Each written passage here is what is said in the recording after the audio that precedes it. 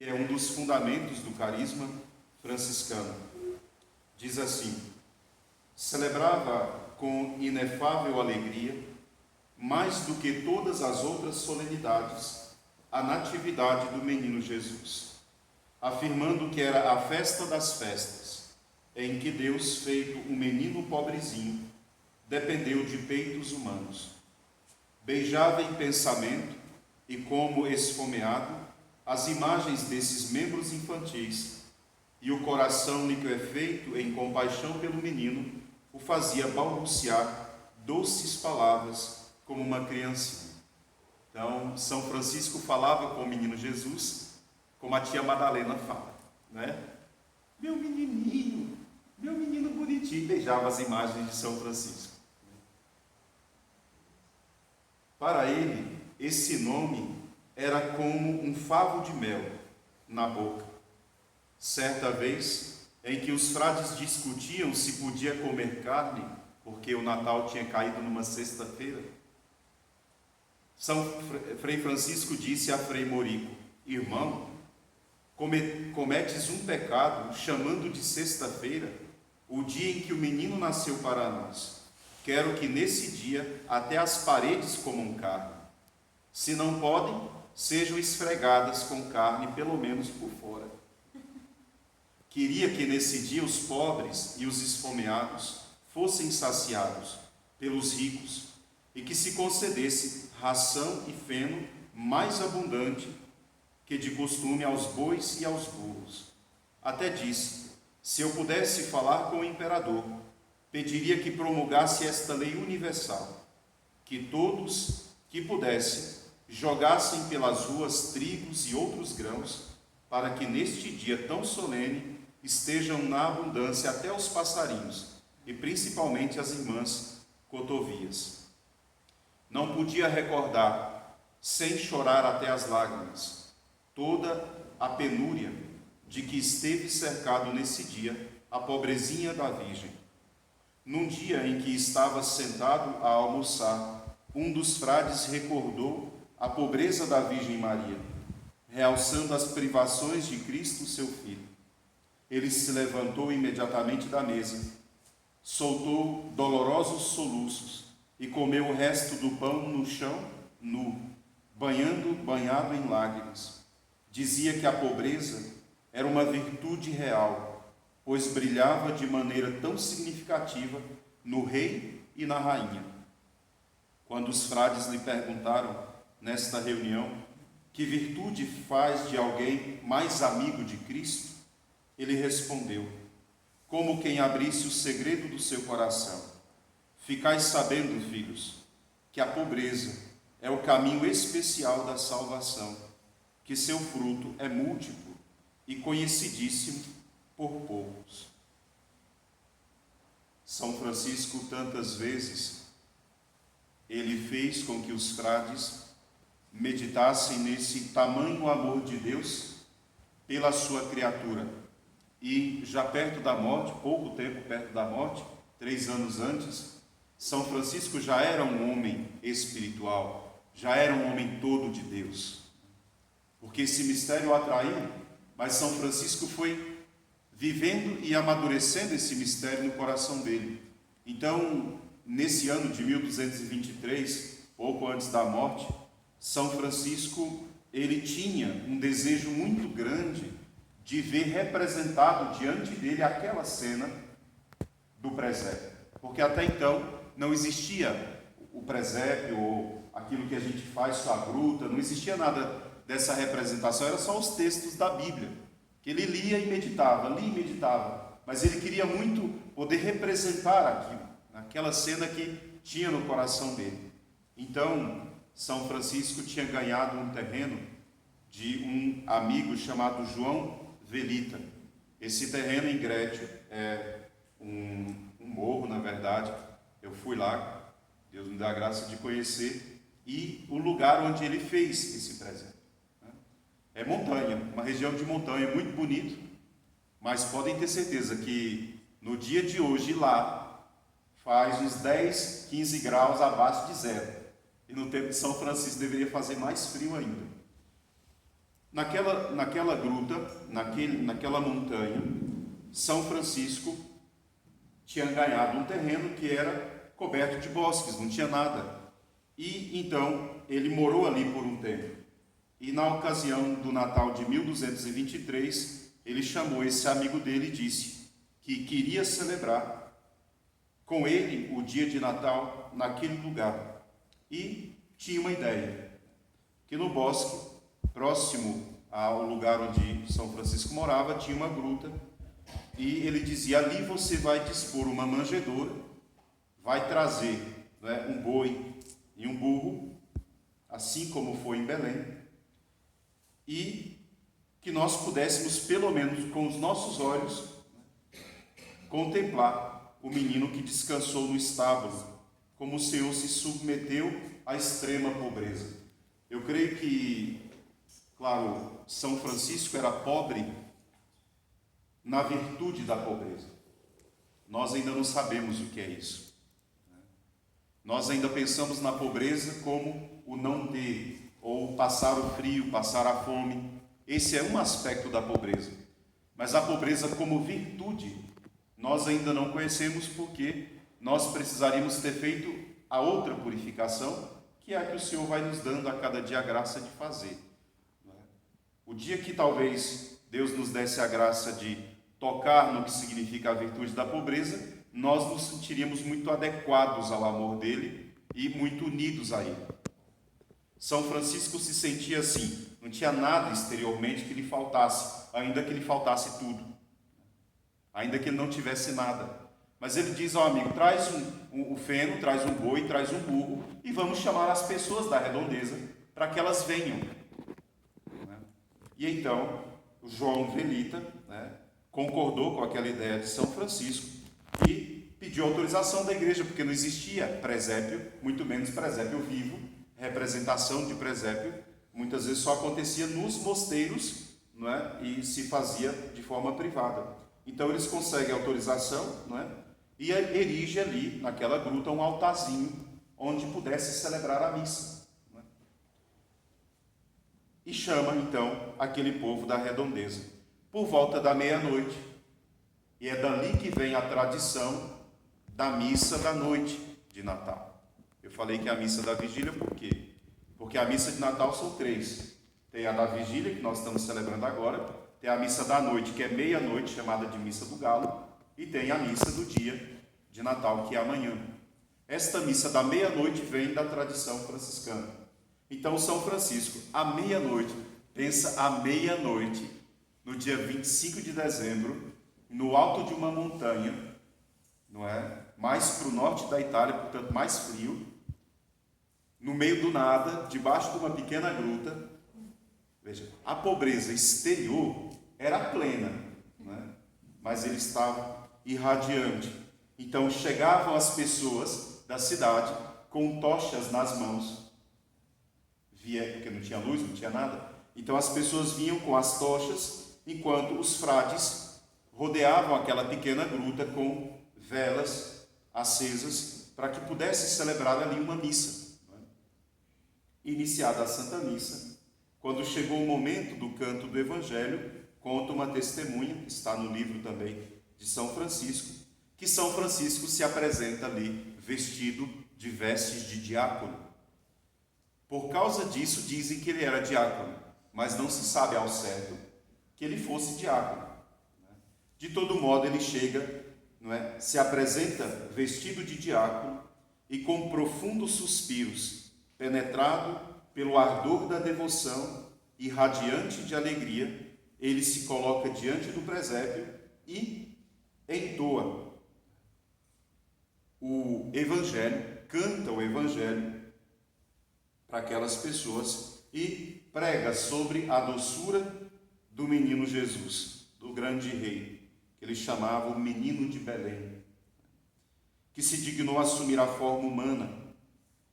E a cada instante, quando pronunciava o nome de Jesus, diz o biógrafo dele, o seu interior, a chama interior do seu coração, punha em seus lábios as palavras, o menino de Belém. E esta expressão adquiria em seus lábios uma fascinação extraordinária, estava diante do povo com toda a santidade. Terminando o rito, todos se foram embora com o coração cheio de alegria celestial. Esse foi o primeiro presépio, na verdade, que foi contemplado, que a gente chama de presépio vivo, que estava lá a gruta, colocou o boi, colocou lá e colocou um altar para a missa. Nós não fazemos mais assim, ou seja, nós celebramos na igreja e tudo. Mas esta experiência para São Francisco era extremamente necessária, porque faz parte exatamente do carisma, do fundamento do coração dele, e ele precisava enxergar. Pouquíssimo tempo depois, São Francisco vai receber as chagas. Um ano depois, ele recebe as chagas, que é o segundo pilar do carisma de São Francisco, que é o mistério da paixão.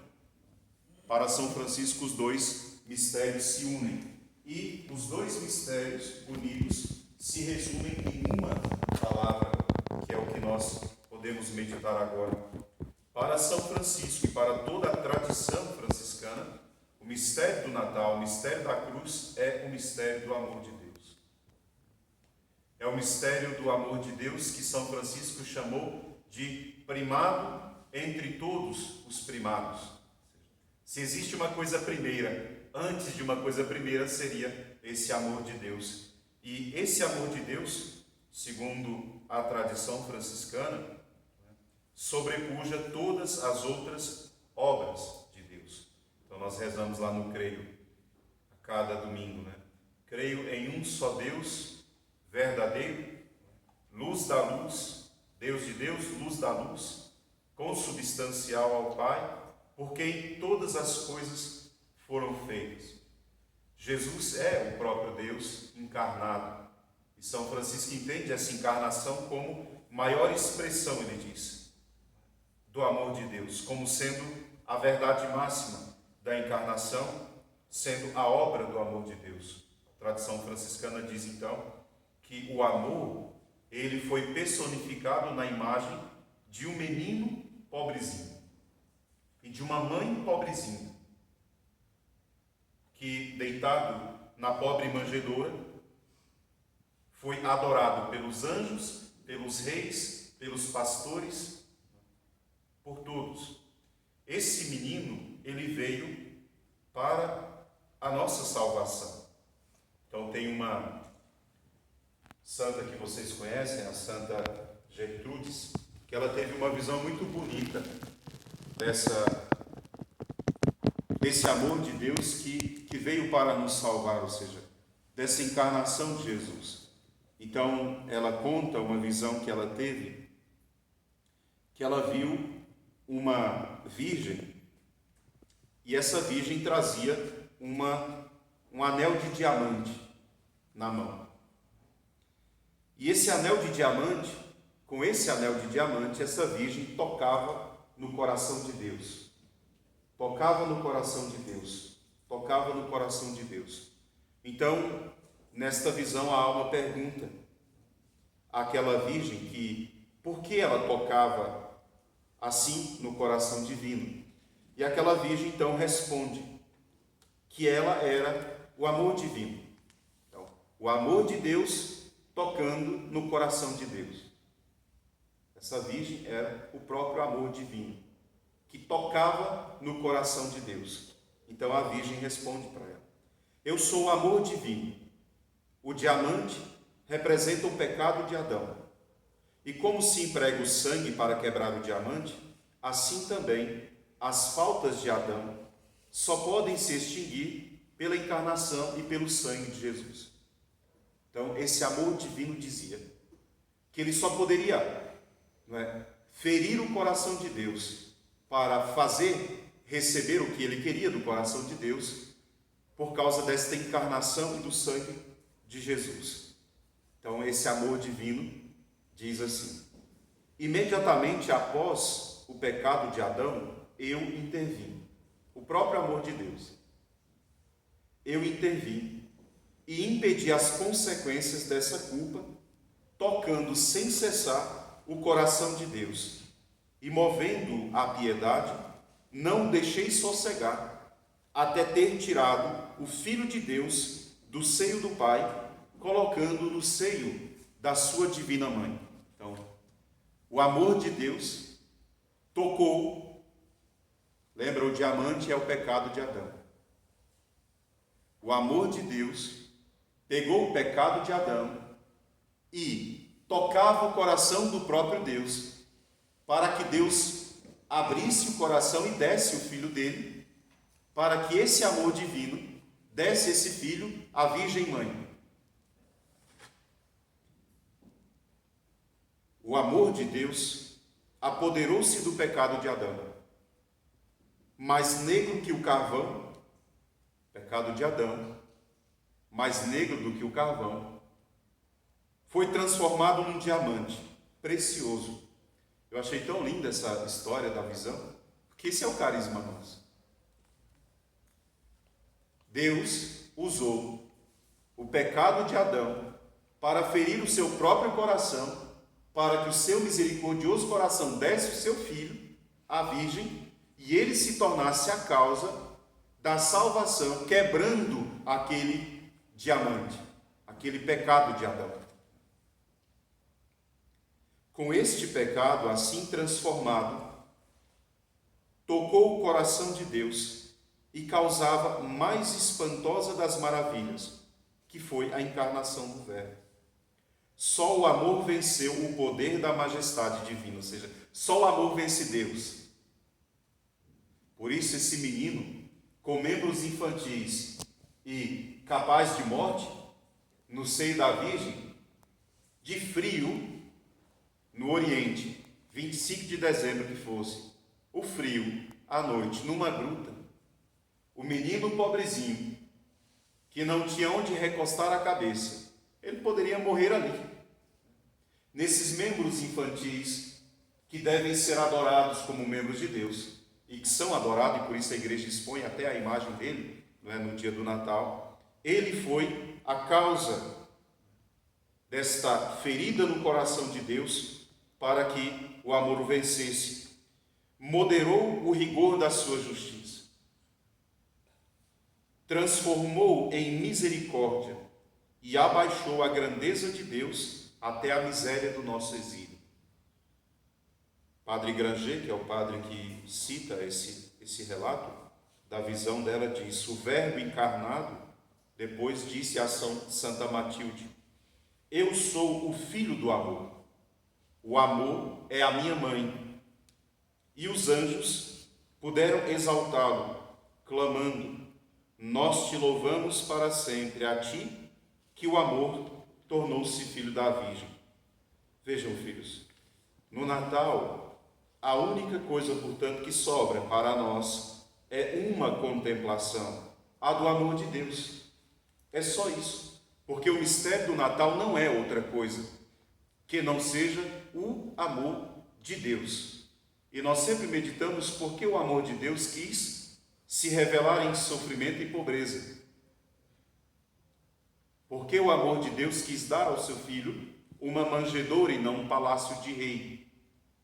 E um padre da igreja meditava sobre isso e respondia: porque somente assim ele poderia ser todo para todos, especialmente para os que não têm nada, para os mais pobres, para os abandonados.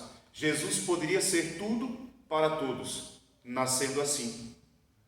Por isso São Francisco dizia: a pobreza, ela é de uma realeza que pouquíssimos conhecem. Porque a pobreza de Jesus na manjedoura, ela pode ser exterior, porque é feno, porque é frio. A Virgem Maria já tinha preparado os paninhos, como diz o Evangelho, para enfaixá-lo, né, e guardá-lo. A pobreza poderia ser no exterior, mas tudo que se revelava na verdade era a maior riqueza entre todas as riquezas. O céu desceu à terra. O céu encontrou a terra naquela gruta. O Filho do próprio Deus se encarnou e ele era a causa de salvação para todos os filhos de Deus, e ele era o único que podia pagar o preço. Se existia uma riqueza nesse mundo, a riqueza era aquele menino. Claro que a humanidade caminhava cega nos seus pecados, e São João diz isso no prólogo. São João diz: ele veio para o que era seus, e os seus não o acolheram, não o reconheceram.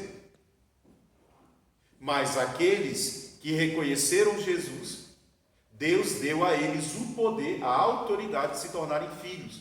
Até os pastores, que eram tidos por mais ignorantes dos homens, até eram tidos por ladrões, puderam reconhecer o Filho de Deus. Ah, mas não foi só os pobres. Então Jesus não veio só para os pobres. A opção preferencial de Jesus não é pelos pobres. A opção preferencial de Jesus é pela humanidade. Porque depois dos pobres pastores vieram os ricos reis para adorar o menino. E depois vieram também os anjos do céu para glorificá-lo. Portanto, o Senhor queria tocar a todos. Por isso São Francisco dizia: nesse dia, quem tem muito dinheiro, que compre até mais ração para os animais. Os pobres e esfomeados, que eles tenham alimento nessa noite, que não falte nada a ninguém. Jesus seja amado, adorado por todos, acolhido por todos, e que todos, amando a Jesus, amem a si, amem ao próximo e compartilhem de vida. Que nós pedimos a Deus, nosso Senhor, na noite desse Natal, é que Jesus olhe por nós, olhe pelo nosso país, porque nós estamos necessitados de uma manifestação de Deus e que nos faça crescer em amor, ainda que seja em meio a sofrimentos, mas que Ele não nos permita cair exatamente no esquecimento da presença dEle. Na Europa, muitos estão querendo que tire-se o nome da noite de Natal, não é? Que não se fale mais nisso, porque isso é muito cristão. Outros no Brasil querem que tire o Pai Nosso das orações, porque isso é muito cristão. O mundo quer esquecer de Deus, enquanto que Deus, nosso Senhor, só pensa em nós. Deus só pensa em nós. E o Salmo diz: quem é o homem para Deus amá-lo tanto assim e se importar tanto com ele? Eu perguntaria: quem é o homem para querer esquecer de Deus? O que o homem é sem Deus, o que nós seríamos capazes de ser sem Deus, é muito engano, é muita ilusão. Tudo o que nós temos, na verdade, é a viva esperança de que este menino, que nasceu na noite de Natal em Belém, este menino é para nós o nosso Deus, pelo qual nós devemos ser capazes de dar a nossa vida. Portanto, o defendamos com a nossa vida. Quando nós defenderemos o amor de Deus? Quando nós o fizermos vivo no mundo, também no coração de outras pessoas.